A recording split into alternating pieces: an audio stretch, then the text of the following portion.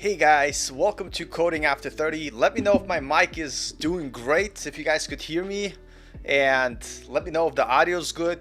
My god, last stream, not Friday stream, but the Tuesday, not the Friday, Saturday stream, but the Tuesday stream that I do, I realized that I kept my Spotify on the wrong channel and I ended up getting a lot of copyright strikes, so I had to kind of delete my last stream when we looked at building React Router. But whatever, if you saw me delete a stream, that's what happened. I learned my lesson. But anyway, with that being said, in today's video, I want to talk about HackerRank. Is it a waste of time? When should you use it? Should you use it? But that's what we're going to discuss today. And so before we jump into the main topic, I see we have Adrian stop by to say hello. Always contributing a lot to the community. You got this. Alex is here. I can't wait for this. Awesome. I'm pretty excited too. It's going to be a lot of fun time as always. And the most important thing that I want to talk about is like the reason why I made this channel is because I want to make sure that everybody has some sort of compass that they could use that could tell them if they're moving in the right direction or not. It's like the most important thing for me is to make sure that people that are looking to get a job, looking to switch careers, looking to get into the field, that you're not, spinning your wheels and you do have a path. It might not be the exact path that I'm going on, but it's a path that you guys are able to use to make yourself move forward. And the truth is, coding is not as easy as people make it out to be. And the most important part is that it is really hard. And so if you have YouTube channels that tell you, oh, anybody could do it within 3 months, you're going to get a job. And if you don't, it's going to be very disappointing. But the truth is, it's actually very difficult. It does take a lot of work. And I am here to talk about the fact that it takes a lot of work. And I'm here to help you guys stay motivated to make sure that we get to where we have to go. So don't be shy, guys. Say hello in the comments. But, yep. Run screen. Let me share the one that I was looking for. Here we go.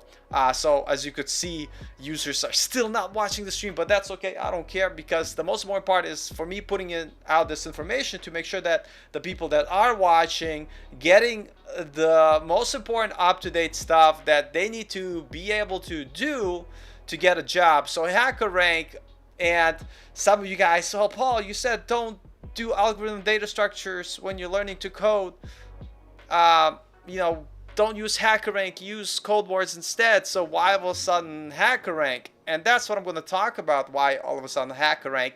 And again, depending on what stage you're in, and as you guys heard me talk before, there's 3 stages that you're going to be in on your journey of getting hired, right? And getting a job.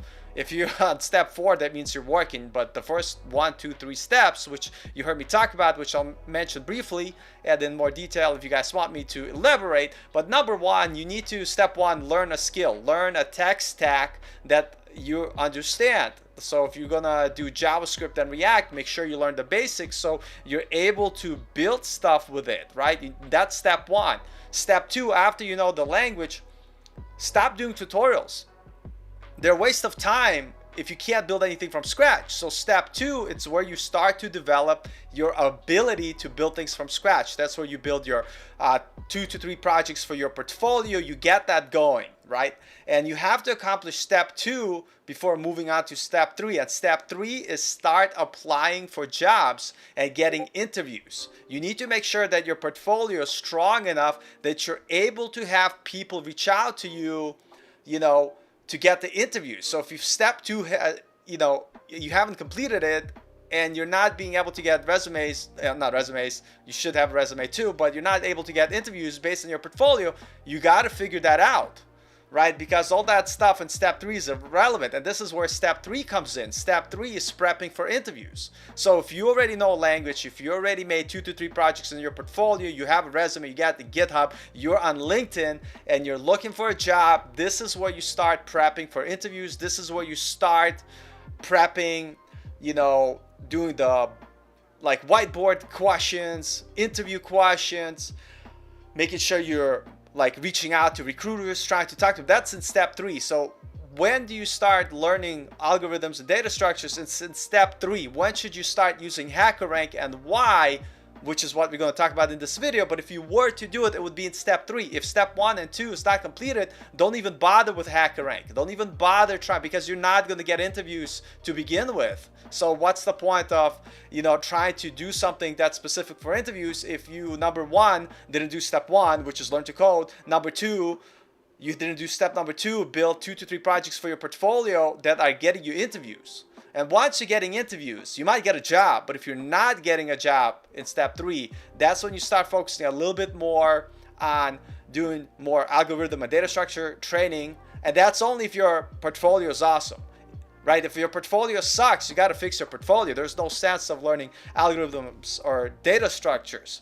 So we have Brian here. Brian, I can't even talk today. We have Logic Indie jumping in. Hey, how's it going? Going great. And so today we're going to talk about HackerRank. Why specifically I chose to talk about the HackerRank, regardless on our opinions. I still believe Code Wars is still one of the better places to start with if you're looking to kind of dip your feet at easier challenges. But I am going to tell you why all of a sudden I started taking a look at HackerRank, because at the end of the day, you want to position yourself in the best way possible to get a job. And obviously, like I mentioned, if step 1, 2 is not completed for you guys, then you're not going to be able to, don't do HackerRank. But the issue here is that if you already have a great, amazing portfolios and you're getting a lot of interviews because of your portfolio, that means you're actually physically able to go to interviews. But then now it's like, okay, when I do the interviews, I just fail or people don't hire me.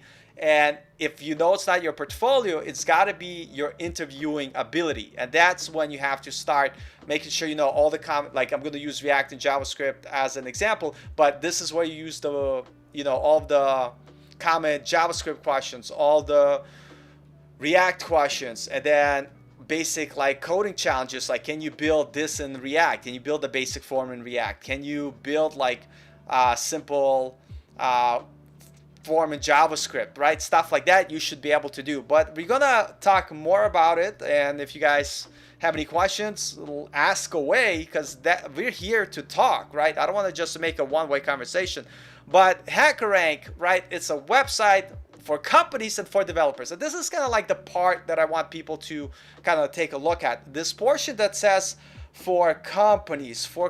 Why is that? And that's part of the reason why I started to think about HackerRank as a tool, not all be all, solve all my issues that I'm having getting hired, but a tool to use. So it's for companies, and they have the start hiring button. So that means that companies who might have a lot of applicants, right? They don't want to sit through every resume, look at every portfolio. If they have a service like the service on HackerRank, which could pre-qualify their candidates. So a lot of companies are starting to use HackerRank to give you a pre-screening interview. So you might go get an interview and they'll send you something at HackerRank to complete. And that's just, the way it is. And it's not all the companies, but it's companies starting out to do it. And so you could sign up by clicking the sign up or login button here, and it'll take you, I'm already at that screen, but you hit login here. It takes you to the login. I'm already logged in, by the way, but it takes you to login. I use my GitHub to sign up, guys. So I'm fairly new on this. And so the reason why I want to show you guys this, if you already have a portfolio, if you don't have a portfolio, don't do this. It's a waste of your time. HackerRank is useless if you're not getting interviews based on your ability to code and your portfolios. It doesn't solve a problem. What it does, it allows you to practice and prepping for interviews. But again, if you're not getting interviews, this is no point. And so the thing here that I want to show you is that they do have some certifications. Now, do these certifications matter? No, they do. I don't think they do. I don't even put them on my LinkedIn profile. I just have them here, and do the ones that are appropriate for you. So I did JavaScript Basics, React Basics, CSS Basic. That's what I'm gonna do next. I'm gonna do JavaScript Intermediate at some point. I'm gonna get to Node eventually, Node.js Intermediate at some point, because those are the things that I'm using, and REST API Intermediate. I'll see what that's about. I'm gonna, eventually take all those like tests. The point of these certifications is not so much for you guys to say, oh, I have a certificate. It helps in a sense that, right, but also by taking these tests, you kind of see these example questions that you might actually be asked on an interview. And what I want to tell you guys here, I took the JavaScript basic course, and I want to say to you guys, I'll show an example here for you in just a moment, that sometimes you're going to have gotchas. And in my case, this was hilarious because I spent 2 years already working professionally as a React developer, and because I've been using React a lot, React does makes certain things like much easier, right? And it does do that. And so some of the questions that I got were pretty exciting in a sense that it's not something I use on daily, kind of on my day-to-day activities. And so, like, of course I was able to figure it out. Let me put that out there. Like, I should have figured it out while taking the test, running like the test cases and being like, oh, I could figure this out.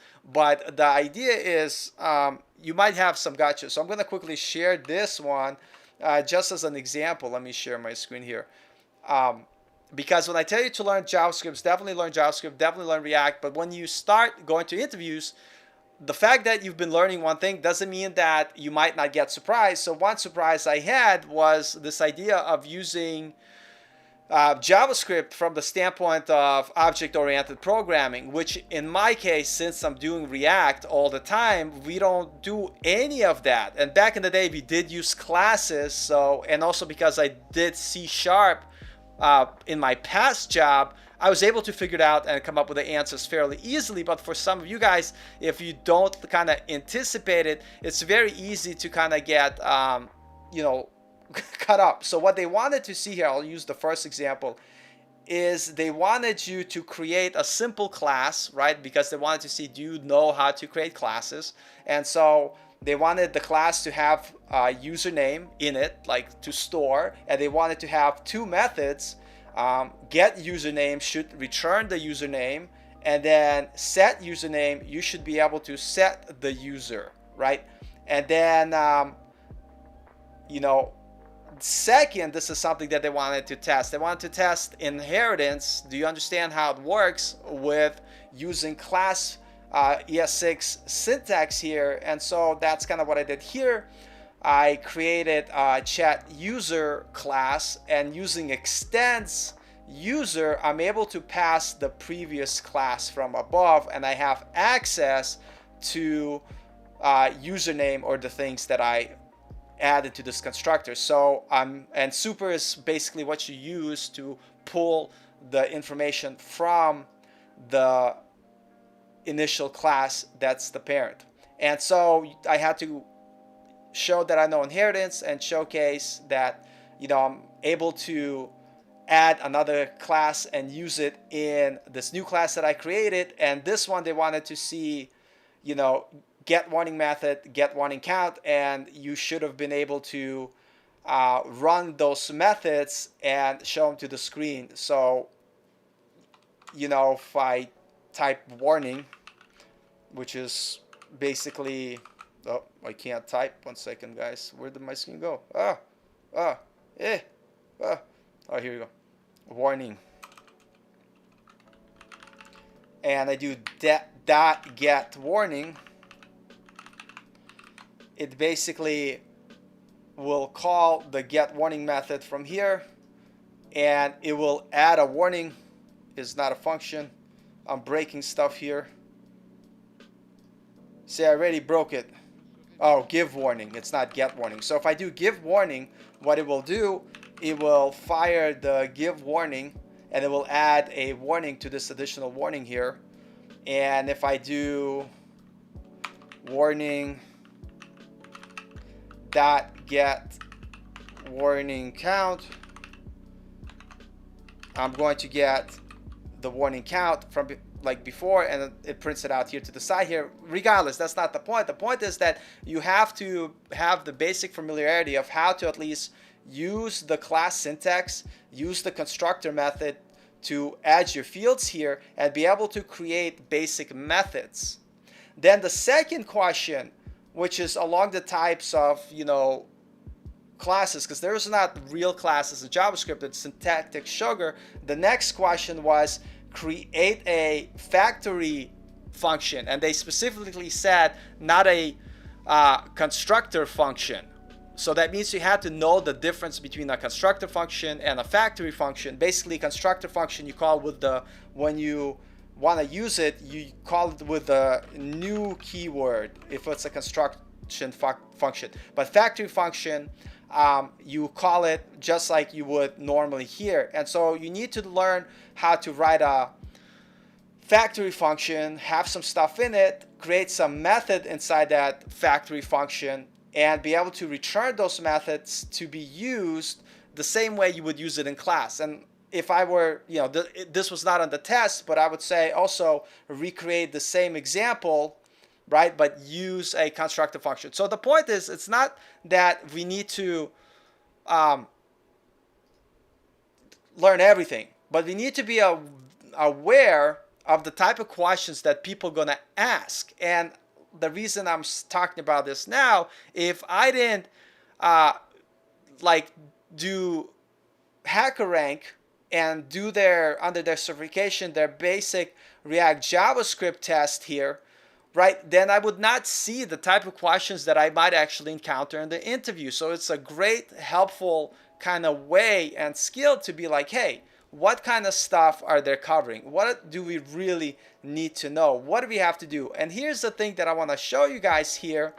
If we go to practice, they have interview preparation kit, and this is kind of amazing. And I want to show you something, because this is something that's going to make you guys feel a little bit easier about learning data structures and algorithms, because there's a lot of stuff, learning to make trees, learning like hash tables, learning graph, all this stuff, all these different questions. But let's kind of go here, say continue practice. I didn't do too many of them because I'm just starting out, so I'm still working through the warm-up challenges. I completed like the first one, sales by match. I could open it, and here it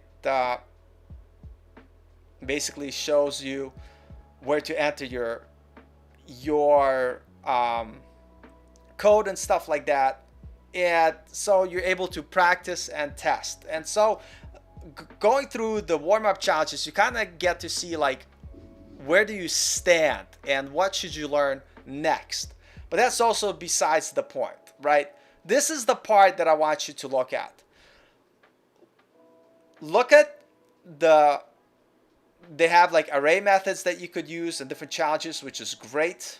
Then they talk about, string manipulation, sorting, dictionary and hash maps. They talk about learning something about greedy algorithms, search, dynamic programming, trees, graphs, and stack queues. And the reason why I'm showing you this is, by the way, I don't know if you noticed it, here they have the percentage, right? They have the percentage. Arrays, god damn it, didn't mean to click. 70% of companies test this subject. So when you're starting out, not saying that you have to become a master at this, but just look, if 70% of companies test array methods or working with arrays, spend a lot of time working on array methods. Next they have, hash maps, dictionaries, or sorting, 40%, 40%, 40%, string manipulation, 40%, so those are the big three right here. So what I would say, number one, become really comfortable working with arrays. And at least, I bet you, if you just do this and don't do any of this other stuff, there's going to be plenty of companies where you're going to be able to get a job. And the reason that I'm showing you HackerRank is because it kind of shows you in percentages what type of questions people are asking, so while you're applying, work through the arrays. Get good at answering array type of questions. Do some additional practice. And then eventually, if you're still not getting work, you could move down to dictionaries, sorting, and string manipulation. String manipulation and arrays, 100%, you should be familiar with those two for sure. And what I would say, I got a job and I didn't have questions on dictionary and hash maps, making from scratch or sorting from scratch. So not saying that, and none of like these questions here, stacks and queues, graphs and trees, nobody asked me about. Look, questions about recursion and backtracking, 5% of companies ask questions. Linked list, 8% of companies test this subject. And so what I'm saying is that HackerRank becomes like a good tool to figure out where to put your priorities. So arrays, string manipulation, and then you could backtrack, do a little bit sorting, and do a little dictionaries. But I bet you if you do the warm-up challenges, the arrays methods, you're going to be in a pretty good spot. And so anyway, you can give me your opinions on the chat as well and let me know, like, hey, what, everybody needs HackerRank, or no, like not everybody needs HackerRank. But here's the truth, guys. Not every company uses HackerRank. Not every company even does those type of whiteboarding tests. Sometimes they do more practical tests. Than in past jobs that I got interviewed to, they were all practical type of stuff. And it's basically talked about, can you build this component for me? Can you build this? So as a tip, and we'll come back to this topic of HackerRank, what I recommend that a lot of you guys do, I do talk about this idea of building a cornerstone project that is significant in scope, that kind of showcases, how to work with users, how to work with CRUD operations, how to work with API, you understand that there's a database somewhere, so how to save to the database, how to retrieve the data from the database. If you let's say working with React, you should be able to build stuff with React. So whatever technology you are learning, what I would suggest is, and I talked about this before, like you're working on a cornerstone project, and that cornerstone project is going to be built of like smaller components. So it's important to kind of practice, like if you're doing mini projects, don't do something like unless you're doing game dev, then you do the game dev. But I'm saying if you're working towards getting hired and you're looking to get a job and you're looking to build a cornerstone project, make sure you're building type of stuff that is going to be the building blocks that allow you to build a bigger project. So for instance, knowing how to make a basic accordion type of menu or something like this. I'll show you a stupid example with just vanilla JavaScript here. So, and I've been doing some basic vanilla JavaScript because I'm pretty good at React, and like my React knowledge is way better than my JavaScript knowledge. So I'm going back and kind of doing some basic refreshing with vanilla JavaScript. And what I like about vanilla JavaScript is that by writing the code with JavaScript, you know what I'm saying, and it allows you to think through things, and because you're not relying on a particular framework, which you should know if you want to get a job, it allows you to kind of see how that stuff is built without using a framework. And this is a very simple example, and basically, if I click show, it'll show whatever button I click, and if I click the previous button, it'll close, the next button, show button here, it will close all the other windows, so I could open, and every time I open a new one, it closes all the other ones. And so I accomplished this with basic JavaScript, and currently I'm doing data, from a const here, but what I'm going to do in the future is add a fetch method here with a sync await to make sure that I'm getting this data from some sort of API. So this will be generated dynamically. So the point that I'm trying to make is that when we're looking to get a job, right, number one, you need to have the basics. What are the basics? The basics are, you need to, number one, learn the basics of the language that you want to use, and then learn one framework in that language. If it's JavaScript, you learn React. Let's say if it's C#, you learn ASP.NET. But make sure that you learn one framework, the basics of it. That's like the bare minimum. But even before that, you need to take yourself as a developer more seriously. So you need to create put it out there that you're a developer. So in the most basic sense, if you're looking to get hired, the three things that you must have, and if you don't have them, you gotta go and do them. And I talk about every stream, and I'm gonna continue to talk about every stream because it's important. You need to have a basic, I call these resume sites because it's basically like a resume online for you where all your information lives. And I bought a theme, especially if you're a beginner. You don't need to do too crazy. Set it up. If you have a resume, add your resume. If you're working on a resume, just put coming soon. At least you'll have a placeholder. Same thing with your portfolio. I don't have a portfolio in this particular example, but add a portfolio. Or if you don't have one, you could put coming soon, or not put it like I did here. And you should have LinkedIn, you should have GitHub. So if you go to my LinkedIn, you should have a portfolio that kind of looks similar to what your website. If you don't have a job currently as a developer, the most important thing that you have to have is in your skills section, make sure that your top 3 skills that show up are the skills that are related to development, right? You could all do this before even learning to code.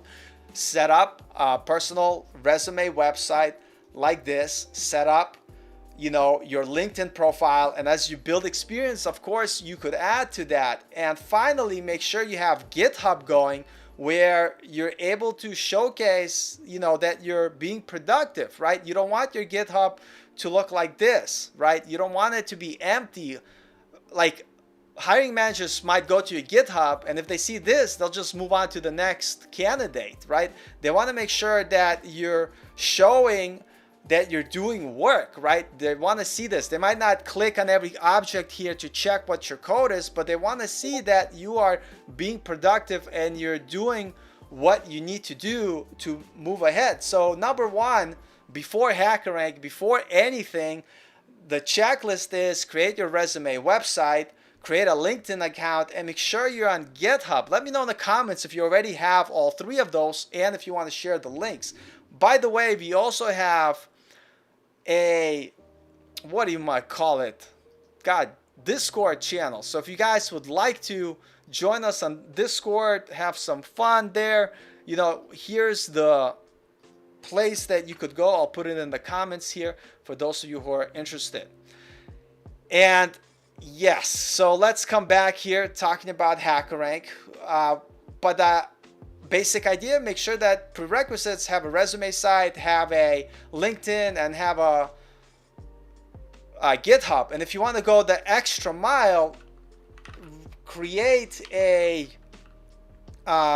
blog site, especially if you have no experience and you want to build experience, or at least post on Medium and stuff like that. But create a site where you could make little coding posts where you talk about how you solved a particular problem. And I realize I'm not sharing the screen, but here you go. So start again from the beginning. So you have a basic site, you have the home section here, and my internet's super slow where I live, but anyway, and you could write blog posts about problems you're solving, and that way you could have these examples similar to this one where you build something out, like how you did it, what you used. You could talk about it, and then it doesn't have to be too much crazy writing, and then you post it on LinkedIn, and that allows you to build authority as a developer. So as a bonus, having that is very, very important.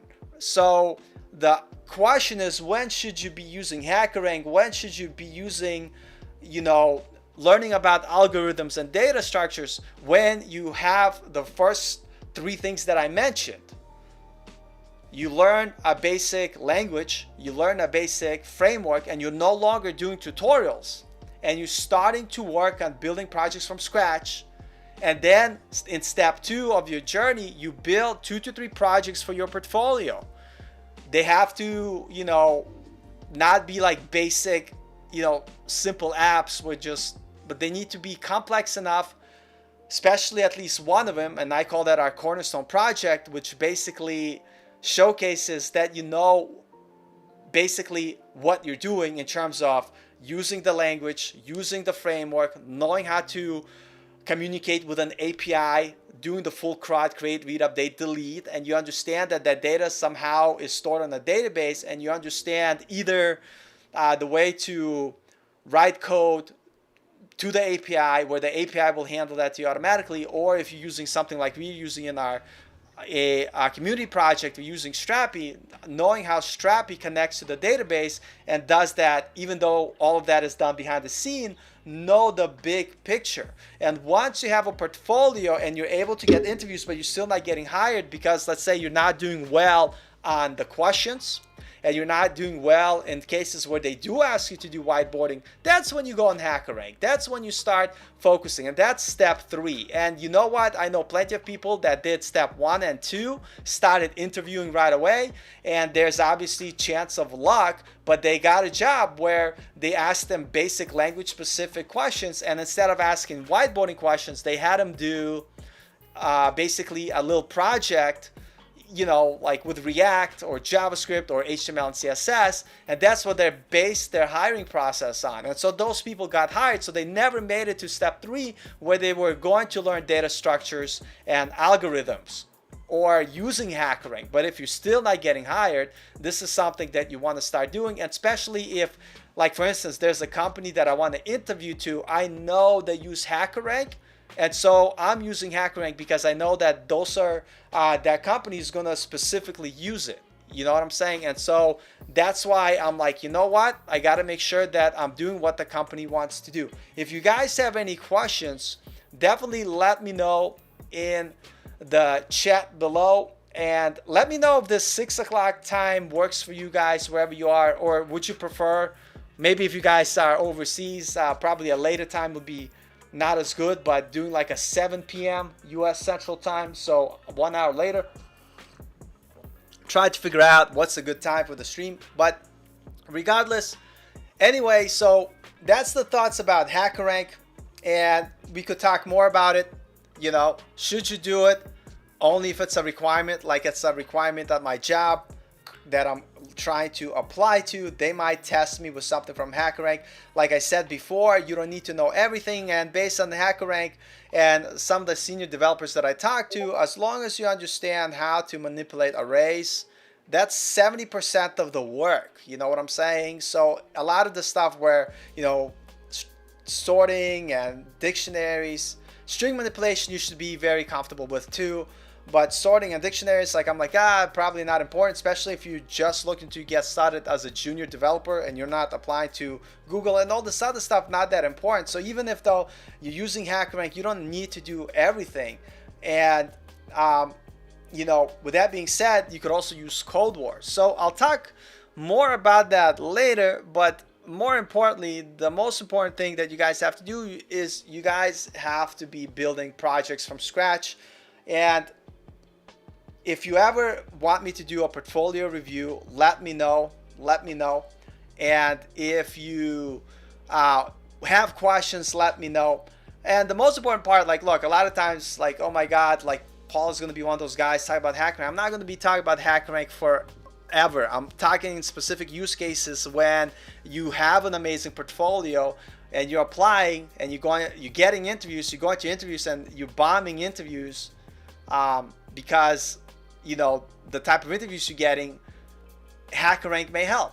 Or in my case, where you want to go to a company that you know uses HackerRank to basically pre-qualify their, you know, candidates, then of course you should use HackerRank. But if those two cases are not the case for you, you don't need to. Like I said previously before, there's plenty of people I know who were able to get jobs without having to use HackerRank. I just wanted to tell you about it, let you know that's an option. But in my case, and the other person's case that got hired, their portfolio was so awesome that, you know, they were able to get a job. And so talking about portfolios, right?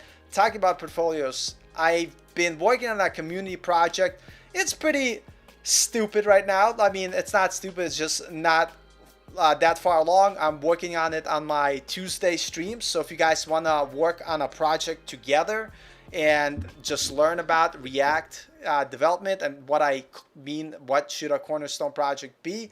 And basically it's the type of project that utilizes a front end, you have a back end, you have multiple users, you're able to add data. So like the project that we're working on, we basically came up with this idea to create a website for developers to be able to share their portfolios, to be able to upvote their portfolio projects, allow them to communicate and chat with each other, maybe collaborate together. Also, eventually I want to have access for recruiters to be able to add job posting. And what it's going to do, that website, the top 20% of developers who have high score, it will also make it easier for recruiters to find them. So breaking this side, because I want to kind of talk about our first, and let me say hi to Luke here. What's up, Luke? Good to see you, man. But like the first process, because everybody who's starting out, they all want to do the next hottest thing, like Next.js or Tailwind, which you shouldn't do if you don't know React and basic JavaScript. Like build it with React. You could use Bootstrap first because those are more common technologies. But the reason why I'm building this in React, because I want to show you how to do it in React, that I eventually, once we finish it with React, I want to show you the shortcomings of React.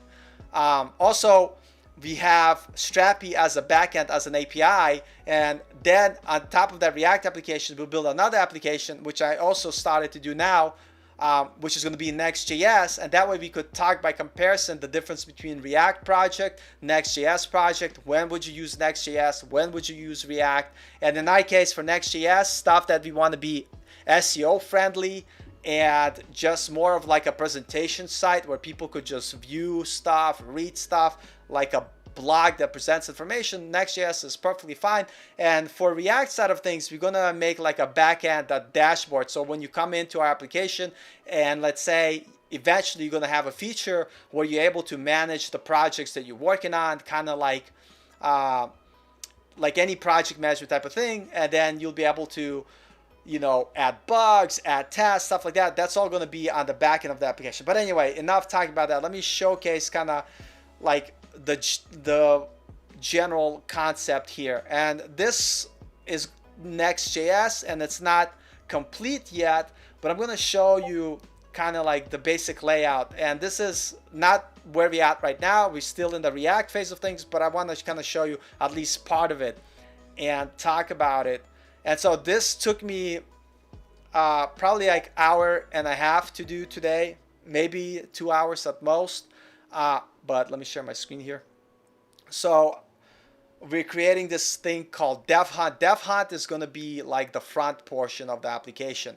And so this is still like basic. And if you're wondering like, why did it take me an hour and a half to build? Because I used the template provided by Tailwind CSS. And the reason why I'm using Next.js and Tailwind, this is going to be like, you know, like it's a new technology that we're going to.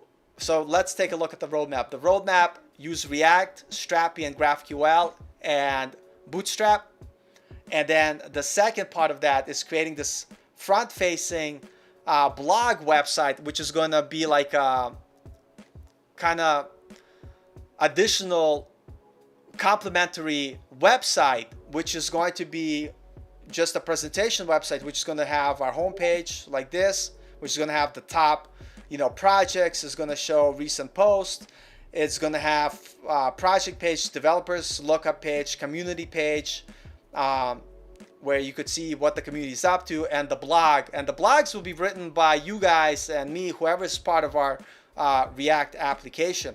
And so I kind of wanted to kind of show you what the presentation of this is going to look like, because when we look at what we built so far, it looks like dog crap, right? This is what we got. But the good news is, this stuff, even though looks boring, at the back end it's functional. Like for instance, this is coming from a backend API pulled by GraphQL. You can't see GraphQL endpoints, but I could just type here projects, and because it's publicly accessed, I lied to you guys. You can't do it like this here, and that's because I have to fix something in Netlify, I believe.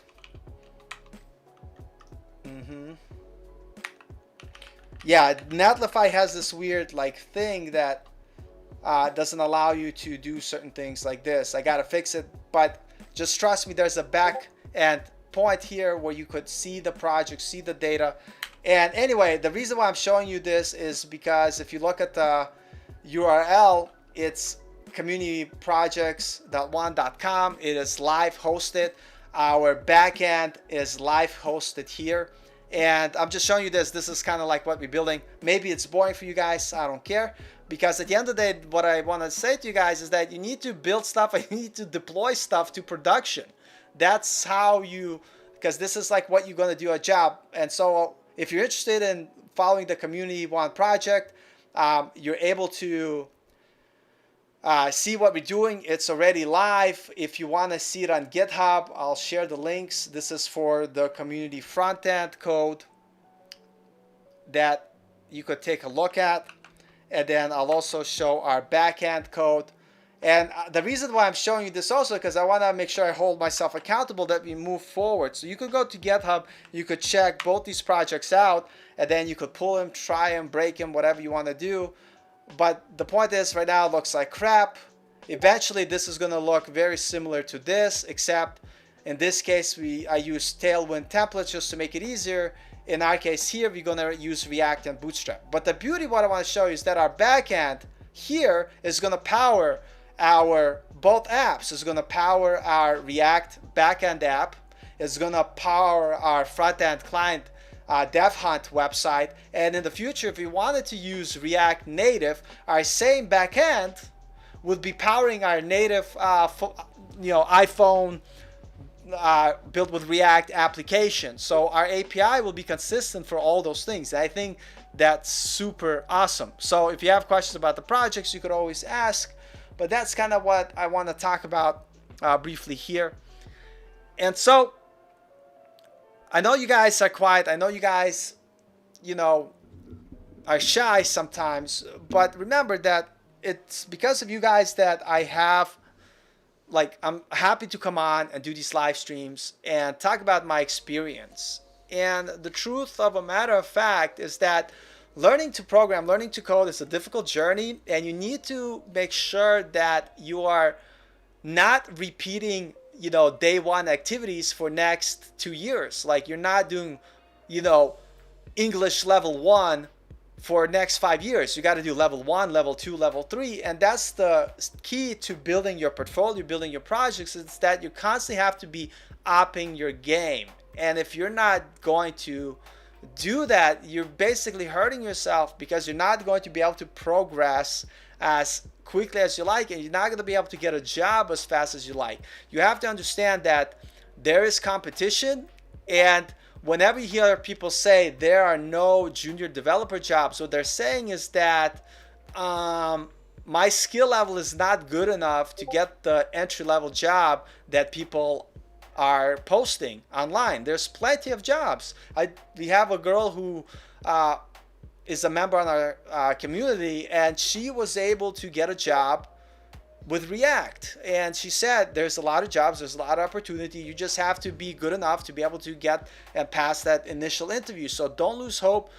Continue working, continue doing stuff, but more importantly, build stuff from scratch. Share it with us. I shared our Discord link. You could always go on a Discord link and you could talk to us there. You could share the projects you're building. You could do, ask questions and build a community. So I know I'm beating a dead horse here. So if you guys have additional questions or topics that you want to talk about, you could throw them down in the comments. We talked about HackerRank already, and basically I said, look, we break it down, your journey, into 3 steps. Step 1, learn basics of a programming language. This is your tutorial steps. Learn basics of, the framework that you want to do. Understand it. Once that step 1 completed, move on to step 2. Step 2 is build stuff from scratch. If you've been studying coding for 6 months and you're not on step 2 yet, go and start doing step 2. Start building projects from scratch. It's going to force you how to think. It's going to force you how to solve problems. And that is what you're going to be paid for when you're working. And so if you're not building stuff from scratch, you're not doing that stuff. You're not learning the most important skill. Once you have a portfolio, because you build 2 to 3 projects from scratch, you're going to start getting interviews. You're going to start getting interviews. And when you get those interviews, you want to make sure that you could show up and you can talk about your projects. You know the code better than you know the back of your hand.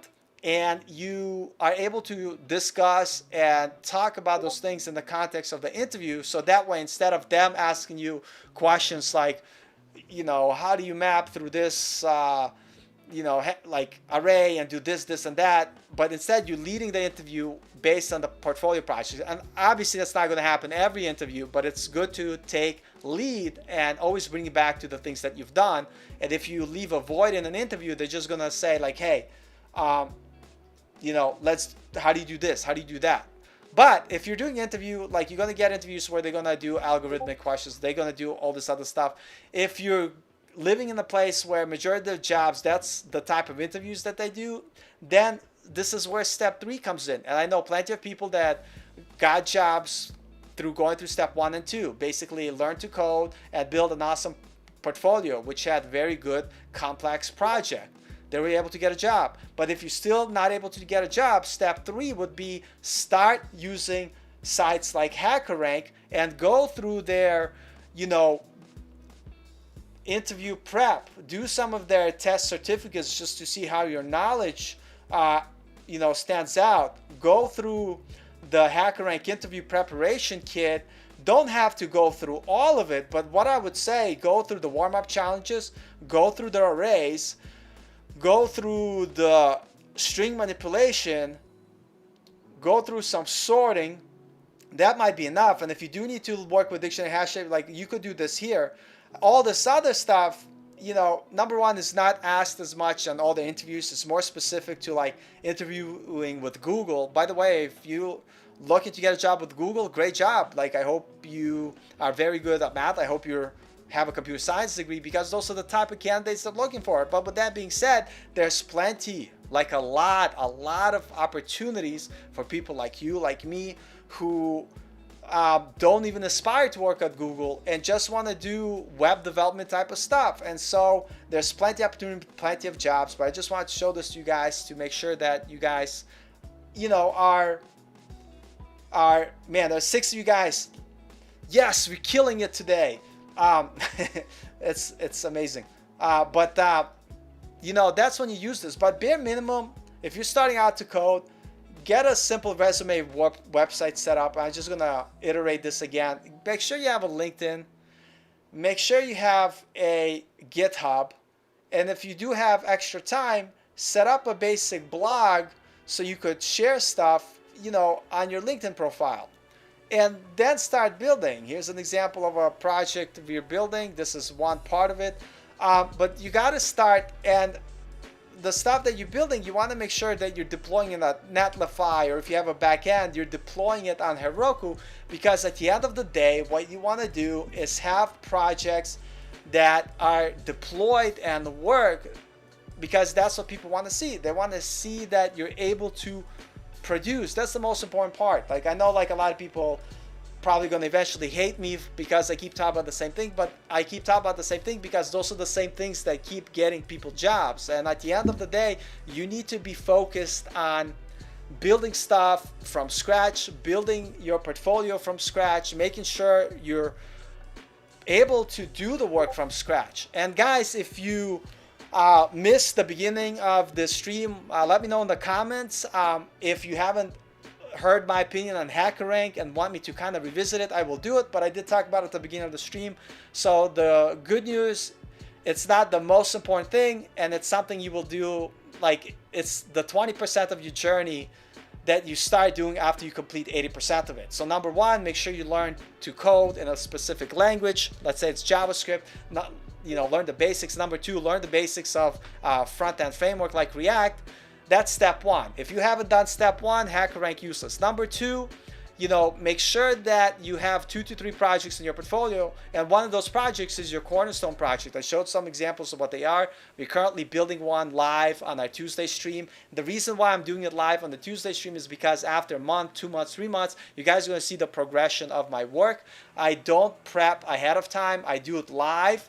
That way you guys could see the struggle. You could see, and that stream is on Tuesdays, 7 p.m. U.S. Central Time. And the reason why I do that live stream, because after a while, after 2-3 months, you're going to see like, wow, Paul finished up this whole project and he did it live with us. And that kind of shows you if you're getting stuck and you still don't have a project in your portfolio to show for, it's because you did not commit to one project. You didn't set daily expectations of how much time you're willing to put into it, and you didn't follow through with it till the end. You instead decided, this project is not good enough, I need to do something else, and you just have 5 to 10 unfinished broken projects instead of one good one. And the project that we're building, I think, is pretty awesome. It's a place for developers to be able to go to share their portfolio projects, be able to upvote stuff, and more importantly, eventually I want to make sure that we'll have a voting thing that allows you guys to pick the best portfolios that you see.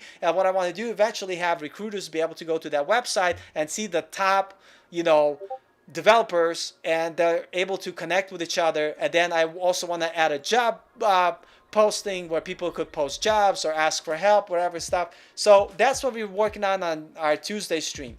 But that's the reality of the things, is that we all have to build. And if you haven't smashed the like button, smash the like button, because you're here. And this stream, guys, is for you. I know I talk about stuff that I want to do. It's because sometimes, like when you guys don't ask questions, I don't know what you guys want to hear or talk about. So I talk about what I'm doing, something that works for me to help me make progress and help me get hired and help me get the job. Now, listen, depending where you guys live, it's all good, right? Every country has its challenges. The thing with US, at least, the opportunities there for developers. There's plenty of jobs available. And so if you're not getting a job, it's basically you haven't developed your skill enough. It's nothing personal. You just have to have a better portfolio. It's like, I want to go, like, let's say I'm 3 years old. I want to go on a roller coaster ride, and they have like the bar, it's here, but I'm this tall, and obviously I'm not tall enough. I don't get mad because I'm not tall enough, because I know I'm going to grow. I just keep growing. And then once I get to a point where my portfolio projects are reflecting the type of skill that people are hiring, I'm going to get hired. That's the matter of fact truth. Like, I know somebody who took a bunch of my advice, but my advice was probably like the 1%, 99% of her effort that she put into it, and she able to get a job, and she got hired, and she is working as a React developer. And so I know that this stuff works, but at the end of the day, it's our commitment to building a portfolio project, building stuff from scratch, making sure that you have something significant enough that makes hiring managers be like, yeah, this guy knows what they're doing. Because at the end of the day, no one wants to hire someone whose hand they have to hold every day, every minute of the work hour. You know what I'm saying? They want to hire people that are capable enough to either be able to build stuff themselves from scratch, or if you give them enough time, they'll be able to do enough Googling to be able to figure it out. It'll be super, super, super important. And we have a great question. Thanks, Hologram Nunchucks. Hey, Paul, what would you consider the basics of React? So what I would say the most basics of React is being able to, number one, build something with React that is like a simple website. So at least write the JSX that you're rendering content to the screen. So as an example, I built this earlier today, and I cheated because I used Tailwind CSS, because I had a template, and so it made it like super easy for me to put it together. But it could be Bootstrap, it could be regular CSS, but you should build something like this. And when I say basic, like this has no functionality, right? Nothing works. There's no functionality. So step one is at least be able to write JSX to create a basic website in React. Number two is learn about how to pass props into different components, and then learn how to manage state, and then learn the basic hook methods that you're going to be using on day to day. Like literally there's useState hook, and then there is useEffect hook. And those are the two main ones that you're going to use 80% of the time. Learn those. Then learn how to use Context API, the basics of it. So basically you're going to have some sort of provider that wraps your whole application, and you're going to have that global state that being stored in context API, and learn how to get that state by using use context hook to get that data. And then finally, just be familiar with writing asynchronous JavaScript in the fetch statement, like to get data, like using async await or promises. I would say that's the bare minimum. Notice how I didn't mention Redux. Redux is not a requirement. And if you start learning React with Redux right away, you're just going to get too confused. Like, don't learn Redux until it becomes an issue for you. So if your application doesn't require Redux, don't use Redux. So I would say that's the bare minimum. Those are the basics. By the way, what I want to start doing, let me know by smashing the like button or in the comments. I want to start doing basic tutorials, but I want to do them on kind of one-on-one basis or maybe group basis, either using Zoom. And they'll be completely free. It's more for me to practice teaching. Let me know if you guys would be interested. And most of the tutorials are going to be around React JS. So I'm not going to do JavaScript yet. It's just going to be all based around React. And if we do React, if there's some JavaScript concepts you have to learn, then of course I'll talk about JavaScript. But let me know if there's something you'd be interested in, group or semi-group or one-on-one, probably semi-group, or like pair coding type of stuff. They'll be free to you guys, but I'll be willing to do it on the weekends to allow me to practice tutoring and practice teaching you. And especially for you guys, if you try to learn React and you feel like it's not making sense to you guys, let me know, and I'm willing to help you guys out. We'll do like an office hour on Saturday or Sunday that you guys could schedule via calendar thing or whatever app. And I'll be willing to do that for you guys, because I think it'll be awesome for me to practice getting better at teaching and presenting higher level concepts or basic level concepts if you're starting out in React JS. And so let me know in the comments if that's something that's interesting. If you haven't joined our Discord, you could join our Discord, and I'll throw a link there in the comments here. I think it'll be awesome to have you guys in the community, and you guys could ask questions, and your friends could help to answer questions. But yeah, at the end of the day, you just have to build stuff, and talking a lot, doing a lot of stuff. One thing I want to talk to you guys about, it's like, look, I am 41 years old. I'm going to be turning 42. I'm old as hell. Some of you might be older. Majority of you guys probably younger, or maybe a lot of you guys are close to my age or in your 30s. It doesn't matter. But the thing that I want to say is that you cannot get a job by waiting or hoping. It never is going to happen. So there's things that you hope are going to happen to you, and then they probably won't, because you're hoping, you're not putting the action into it. You need to have a clear path of activities that you're going to do that are going to get you hired. And I noticed that most people, they think they have that. Most people think that they are doing the things that they're supposed to do, and then 6 months, 8 months, a year later, they realize they weren't the right things, or they keep switching. Guys, you need to have a way where you have a feedback cycle. A feedback cycle is where you are doing stuff and you're getting feedback that allows you to right away tell if you are doing the right things. You know what I'm saying? It allows you to basically make sure that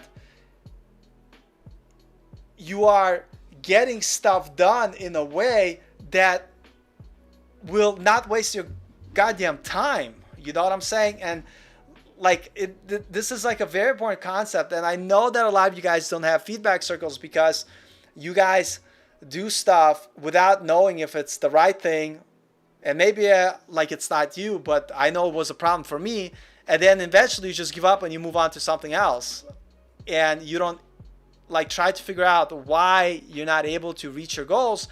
And one of the reasons why is also because you assume things. You don't find out the facts. You assume, oh, maybe there's not enough jobs in this tech, or maybe like the thing that I build is like whatever. But you don't know that as a fact. It's an assumption. If you ask me, Paul, how do you feel today? And I make like an angry face like this, you might make an assumption based on my angry face that I'm angry. But maybe I had a twitch, you know what I mean? And so an assumption is, and trying to base your course on assumption is bad, because if you assume I'm angry and you decide not to talk to me or to find out what I really feel inside and walk away, you might not realize that, oh no, I'm perfectly open to talk to you. I didn't have I had a twitch, I wasn't angry. So the best way, and when you have a productive feedback loop, you need to not have assumptions. You need to have actual things that are facts. Like, I didn't get this job. Why? Go ask. Go find out. So a feedback loop, let's take a look here. Let me zoom in my screen if I'm able to. Whoa, open it. Open it back up. Zoom it in. So, and I just randomly found this, so I have no idea if this is going to work, but I'm pretty sure most of feedback cycles are the same. So basically, you want to, let's see, now let's use the knowledge. So this is kind of like a little bit like weird, but we're going to talk about it anyway. So first, let's say seek, ask, problem, apply, integrate, review. So all you need to know is this. Apply what you're learning. Seek and find out if what you're learning is working. If it's not, review. See like the steps that you're doing. This is like a bad example here, but I'm going to work with it anyway. Review what is working and what not working. Throw away the stuff that's not working. Like constantly do tutorials and not building stuff. Like, integrate the new thing, apply it. So basically it's apply, review, integrate. Apply, review, integrate. This is a terrible one. I'm sorry I even showed it to you guys. But it's apply, review, integrate. Apply, review, integrate. You need to have a feedback cycle that allows you to make sure that you have feedback that allows you to say you're moving in the right direction. And you need to do it with your projects. You need to do it with your learning. And very important. Number two, if you don't have a plan, how are you going to succeed? What's your plan? How do you expect to get a job? I hear stuff like that. I am going to, and I know it's not you guys, but I just want to talk about it since, if you guys have questions, I'll talk about what you guys want to talk about. But in the meantime, if you guys are not asking questions, let me ask you that, what is your plan? What is your plan? I want to be a web developer. That's a terrible plan because that doesn't mean anything. I want to be a web developer means nothing because there's no start, there's no goal, there's no steps, there's no system. So you have to make that goal more specific. It's I want to be a web developer that works with JavaScript and React. That's a little bit better. That's more specific. And now you're able to kind of create some sort of lesson plan that you could follow or progression to make sure that you're moving to your right track. And so you kind of find out what are the requirements. Well, you need to know HTML, CSS, basics of JavaScript, basics of React. That's the bare minimum. So now you're able to create a more active system where it's okay, for next month I'm going to do HTML and CSS. I'm going to build a bunch of basic HTML and CSS templates of websites. Month 2, I'm going to spend all my time learning the language of JavaScript.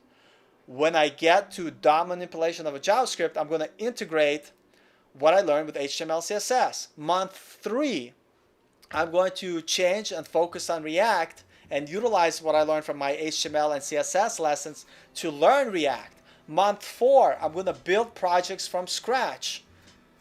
And that's, again, very basic. You could make it more specific. Once you get to step 4, it's what projects do I need to build that will give me the highest chance of getting hired, right? You ask those questions. You figure out a plan. Okay, not to go too crazy, But that's already better than like, I want to become a developer. You're starting to organize a plan. And guess what? Do not change the plan. It's good. It's going to get you a job. I know. I got a job like this. I know somebody else who got a job with it. So the plan works. You want to be more specific? I had an interview. It was like interview, kind of like pre-interview interview.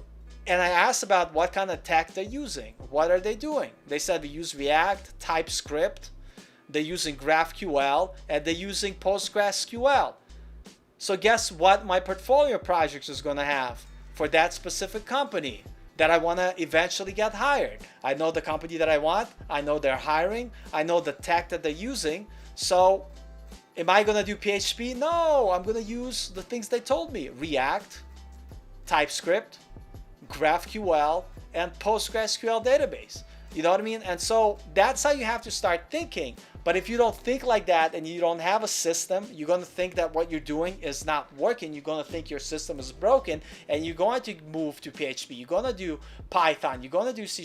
And what you're going to do, you're going to do just circle around in circles nonstop and be like, hey, nothing's happening. I'm not getting anywhere. You need to have the start and the end of the journey. And you have to write down what those steps are. You have to organize yourself, and you have to systematically tackle those activities like a robot, basically, and work towards getting a job. And at every way, when you're getting stuck, don't try to switch to something else. Try to figure out what it is and have it be your feedback cycle, where it's like, I've been interviewing, nobody is, let me back up, I can't even get interviews. What am I not doing? Why can't I get interviews? Well, your portfolio sucks. So, but how do I know? Is it an assumption? Or did somebody tell me that it's not good enough? So in that case, if I'm not getting interviews, look, open your mouth. There's plenty of recruiters on LinkedIn. You could befriend them. You could talk to them. You could even ask them to look at your portfolio. And not all of them, but some of them will tell you, oh, your portfolio sucks. That's why you're not getting jobs. I would never like even refer you to anybody until your portfolio does this, and that. It's sad truth. Sometimes you have to hear. I don't want to hear it. You don't want to hear it. But at least now I took the ambiguity out of that process. I'm not assuming. I know what the facts are. And now I'm able to go and I'm able to know, hey, my portfolio is not up to par. Let me spend next month, redo my portfolio, improve my skills to a point where it makes more sense. Then you go back to that same recruiter that helped you the first time, to be like, wow, your portfolio looks way better. And you know what? I think I have a position for you that I could refer you to. You know, and that's what you got to do. You need to figure out what works, when it doesn't work, figure out what is the issue, not what you assume, but what the actual issue is. Address that issue, repeat, redo, improve, whatever you have to do, and then try again. And you have to have that mechanism in every step that you have. And a lot of people don't want to hear this. They don't want to talk about it. They want to talk about, you know, well, how do I do it? What's the secret? What's the shortcut? Listen, the truth is, people that work as developers, they don't have YouTube channels. And then the people that have YouTube channels, they're either YouTubers or they sell courses online. That's how they make their money. You know what I mean? And that's fine. There's nothing wrong with that. And they should have people like that on YouTube, and they should be channels like that. And then you have channels like mine, where people want to give you the real deal of what it's like. They don't have any benefit to gain. Like, my goal is not to make money off YouTube. One day it'll be nice. But my goal is to make money as the best developer I can be. Like, you know, and if I start making money on YouTube, it's great, but I don't have an incentive. And hey, if you want to donate to the channel, or you want to use an affiliate link, or you want to do this, that's fine, but I don't need it, you know, but it'll be nice. But at the end of the day, I want to earn my money as a developer. I want to be a programmer. I want to make 150K as a programmer.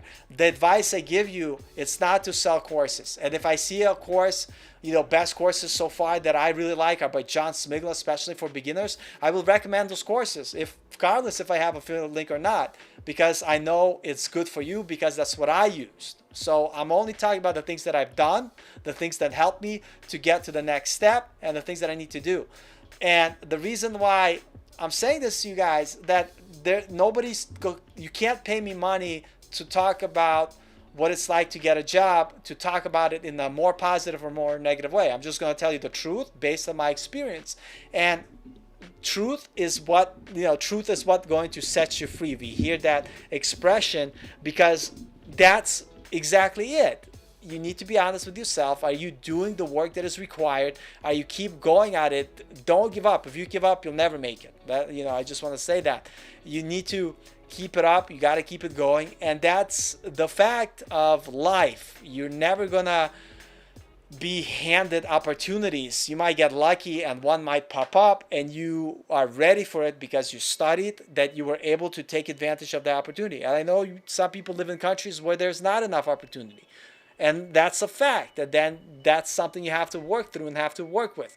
And sometimes we live in places where there's a lot of opportunities, but we're not willing to do the work to get the job that we need. And so it's hard. It's not easy. And you need to understand that you have to have a mindset that you're going to do whatever it is that you have to do. There's no other way around it. And so if you're doing the work and it's been a year and you haven't gotten there, because I've been there, you're not doing the right things. So you need to go back, not work harder. You have to figure out what are the right things that I should be doing and what kind of challenges I have to solve. And I have a bunch of friends who are senior developers, and I talk to them and they're like, yes, you could do it, Paul. You're going to do it. They tell me a bunch of positive stuff. And then they're like, ooh, you didn't get that interview. Sorry. Yeah, I thought you were going to get it. But because at the end of the day, it's like you need to have the skill and you need to be on par of what people are looking for to hire you. It's like everybody, for instance, let me just say this. Everybody has a kind of, type of person they want to marry or date. And if that type of person doesn't fit that category, you're not going to date them. It's the same thing with getting a job. If you don't fit the type of person they're looking for, you're not going to get that job. And so I know, I keep talking about the same thing. I know sometimes you guys might be like, oh, this is too negative. It's not positive enough. Maybe I should quit. Quitting is the wrong, you have to enjoy it, of course. If you don't enjoy it, then yeah, quit. If you don't like it, quit. But if you like it, keep going. If you're younger than 41, you have time. You can do it. If you're older than 41, it's gonna be tough. It's tough at any age, but just know that if you do what is required, you're gonna get there. Don't lose your motivation. Don't listen to the hype. Just do the work. And the point that I was gonna say is, a lot of advice you hear on YouTube is people trying to keep you on YouTube, people trying to entertain you, and that's fine. There's nothing wrong with that. But here, I just want to talk about the truth.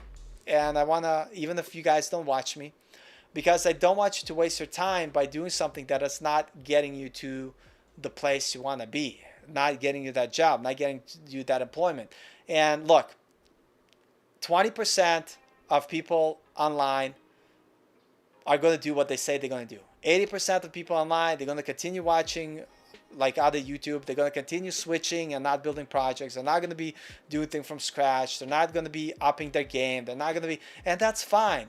And what I want for you guys on this channel is that I want you guys to be the 20%. I want to, if you are at that 80% of that is not doing what they need to do, let's figure out how to become the 20% of people that are going to get a job, they're going to improve their life, they're going to do whatever it takes, no matter what. And this attitude for no matter what, it's very important. And, I can't talk for everybody. I can only talk to myself. And in some places, things are harder and you might not have the opportunity. But even in US, no one's going to give you anything. No one's give you a chance. You need to find it. You need to get it yourself. You have to be proactive and you have to build it yourself. You need to improve your skill. You need to do this. And the cool thing about programming, it's you either become good at it or you don't. And if you become good at it, you're going to get hired. It's as simple as that. If you and I were to race right now and you're a way faster runner than I am because you've been practicing running, you stay in shape and you beat me at running, I know you're a better runner than I am. Same thing with development. It's if you practice, get better, at some point you're going to know enough about development that how can you not get hired? But you constantly have to step up your game. You constantly have to improve. And that's something that I believe 100%, stand behind 100%. And that's something that you all have to keep in your mind when working towards try to get into development. It's just the fact and the truth of it. And so, like, I'm not gonna beat the dead horse over and over again. And just to kind of review before, if you guys have questions, ask. But a quick review here. We talked about HackerRank. When should you do it? If you should even do it. When should you learn algorithms and data structures? So the bare minimum, number one, if you're serious about getting into development, at least start with the basics. Start with a simple, and this is something you don't even build yourself, but make sure you have a simple resume website that you're putting your thoughts out there. Mine's using my name. Yeah, I'm a real person. I don't try to hide or trick you in any way. Number one, before you do anything, make sure you have a portfolio website that you could set up. This was theme that I got from for free at React Made. Make sure you have a LinkedIn if it's available in your country. Even if you're missing a lot of the information, that's fine. You're going to get there. You're going to put it there. Make sure that you have your skills section. Even if you might not even have those skills yet, it's showing you the development skills for which you want to get hired. Make sure you have that in your section. And number three, make sure you have a GitHub. You need to set this up right away, today. If not today, tomorrow. When was the best time to set all this stuff? Was yesterday. When is the next better time? Today. When's tomorrow? Get this done as fast as possible. And then you're ready to begin step number one. Step number one, learn the job, like a language in which you want to get a job. If it's C#, okay, learn C#. If it's JavaScript, learn JavaScript. So learn the basics of JavaScript. Learn the basics of a framework like React. If you're doing C#, learn ASP.NET. But don't switch back and forth. Stick to it. So step one, learn JavaScript and React through tutorials online, doing Udemy. Best tutorials, John Smigler right now on Udemy. His YouTube channel, Coding Addict, is good, pretty good stuff. I would highly recommend, but you don't need a lot of tutorials. That's step one. And you should be in step one anywhere between 3 months to a year, right? 6 months, maybe. Step one, get the basics. Step two, stop doing tutorials. Don't do any more tutorials. Start building stuff from scratch. This is the most important step in your journey. Start building from scratch. Your goal in this step is to build 2 to 3 projects in your portfolio that stand out to showcase that you're able to do and show the skill that is going to allow you to get a job, to allow you to get hired. And then step 3, you start interviewing. And a lot of times, if your portfolio is very good, you're going to get a job. But if step 3, you're stuck, if you're having a hard time getting through interviews, you're just not doing good, that's when doing something like HackerRank makes sense. If you been interviewing and a lot of companies in your area require stuff like this. There's a company that I talked to, they require you to interview through HackerRank. So that's when it's good to go through their HackerRank interview preparation kit.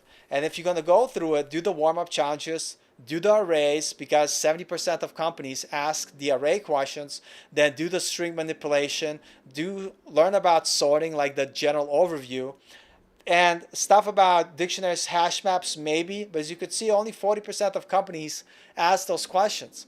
So 50% of companies, 60% of companies might not even ask you this stuff. And this stuff is almost like irrelevant, especially if you're trying to get a junior dev job. So if you literally focus on arrays only and not even do stuff like this, there's still a way higher chance you're going to get hired. So I'm not even saying do all of HackerRank. So, and again, when should you do HackerRank? Only when it's an issue. Only when you find out that people tell you, listen, you need to spend more time on this stuff. But don't assume you need it. Like, I didn't need it. I never used it. I already worked as a developer for 2.5 years. I'm now looking into it because this company that I'm applying requires that I interview through HackerRank. You know what I'm saying? So you don't need it.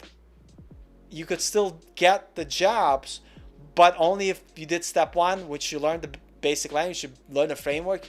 And number two, the most important part, where you build a lot of stuff from scratch, not from tutorials, and you have a portfolio that is awesome, 2 to 3 projects, and that could be enough. And then step three, even before HackerRank, like just go through, most like 30 JavaScript common interview questions, 30 most common React interview questions, and do that. And that alone is going to be enough, and you might not even need the HackerRank at all. Like, I'm actually going to Google right now. Google, come on, Google, work for me. Google top JavaScript interview questions 2021.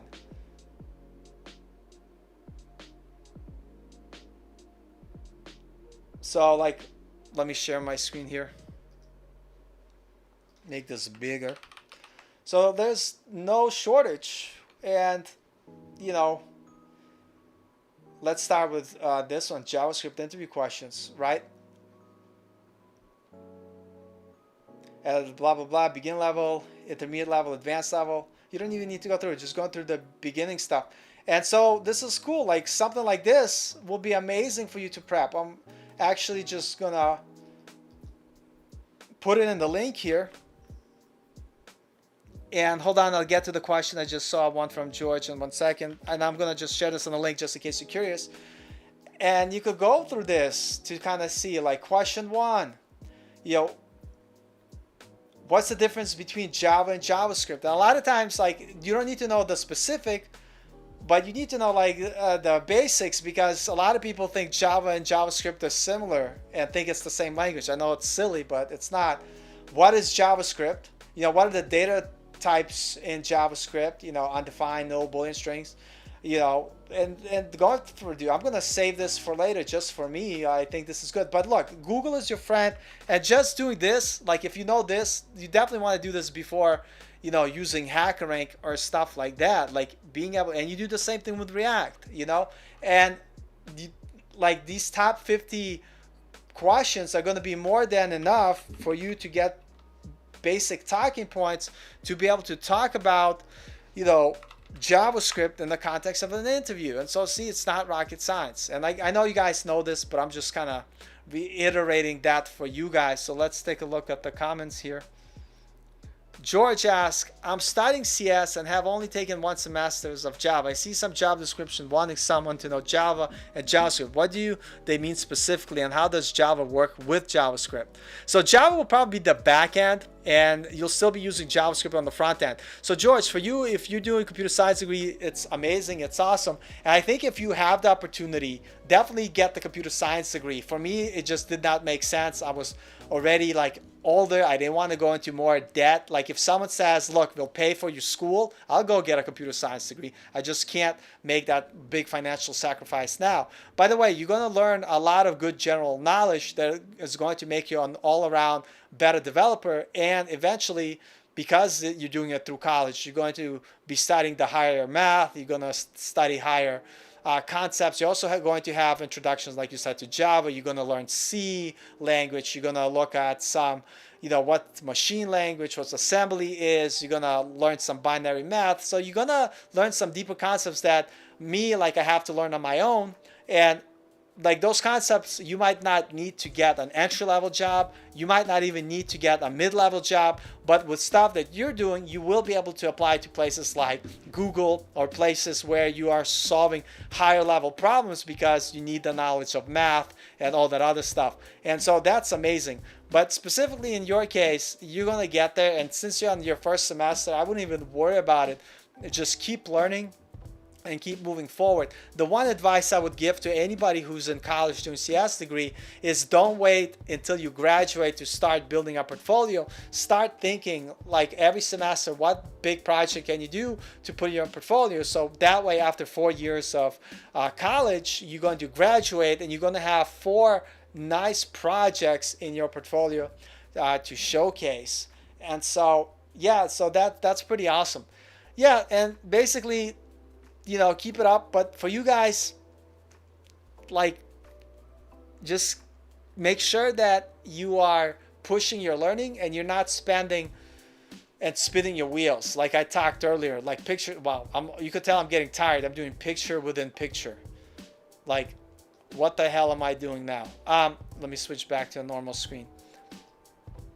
Yeah, so that's basically like the point when you're looking to get hired.